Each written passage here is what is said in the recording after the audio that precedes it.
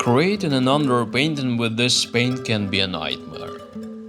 Creating an underpainting with this paint can be a blessing. Both of these statements are absolutely true. But how is that possible, you might ask?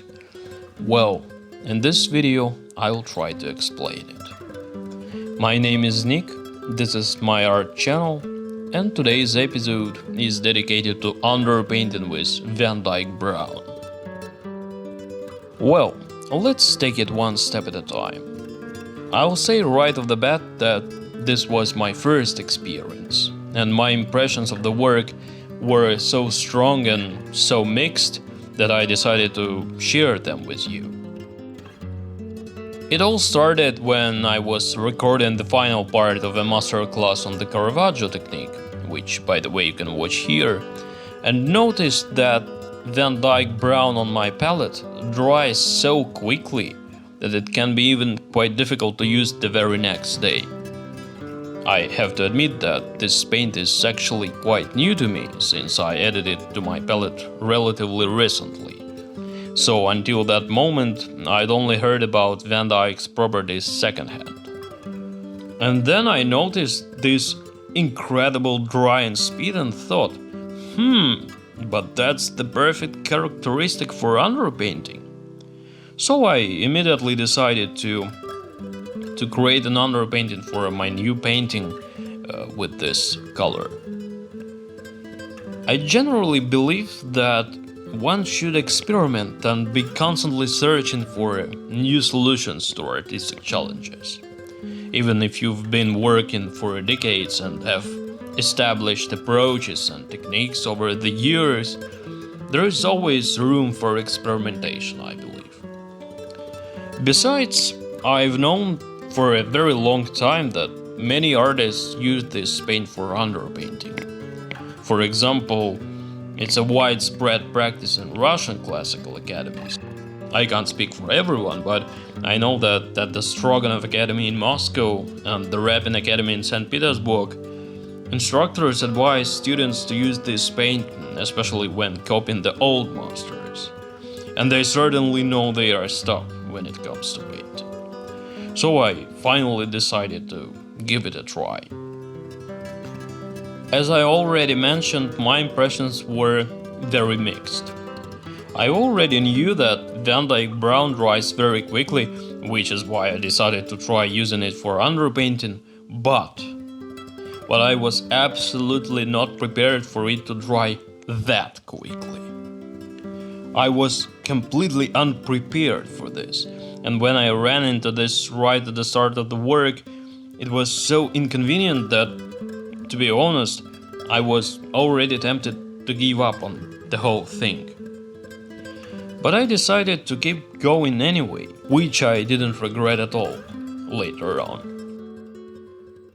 You can judge the drying speed for yourself, because it's noticeable even in the video.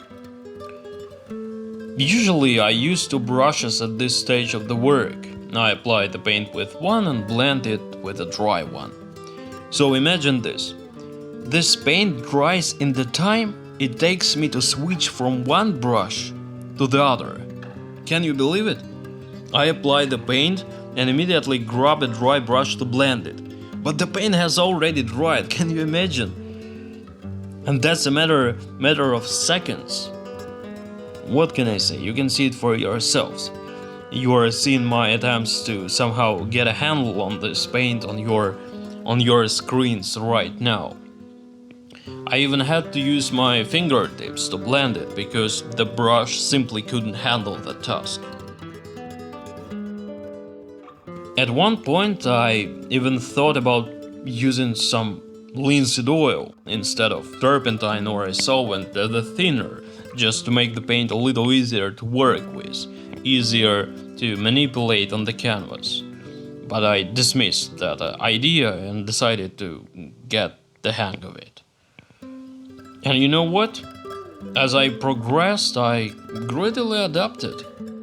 I simply realized that I needed to work very quickly, planning in advance what would be done, every brush stroke. It's quite similar to working with water-soluble paint, tempera or acrylic. And I should say that from this perspective, burnt umber definitely has an advantage. It's much easier to work with, because it simply gives you time. But I think that if I do a few more underpaintings with Van Dyke Brown, I'll be able to master this technique. It just takes time and experience. As for the resulting shade, it turned out surprisingly cool, especially on this imprimatur and with this lighting.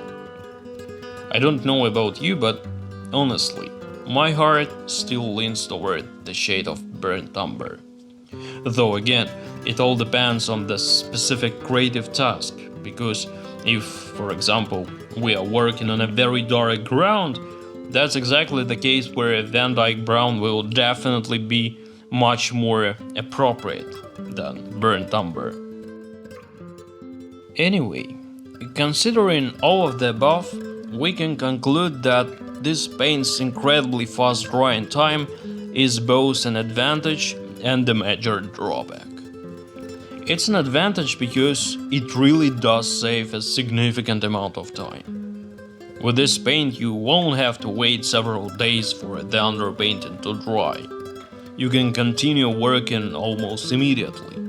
For example, you've done the underpainting, then made yourself a cup of tea, and by the time it cools down and you drink it, the Van Dyke layer will be completely dry and you can get back to work.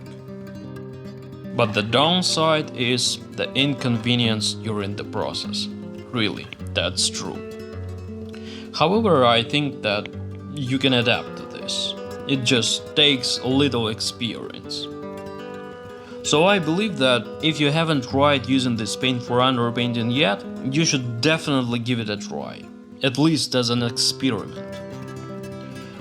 Well, for now, you can watch me battling with this material and see what the final results turns out to be. Please share your thoughts in the comments. I'd really love to get some feedback and hear your opinions on this. And as always, I wish you all the best. I will leave you to watch the end of the video and look forward to your response. Bye.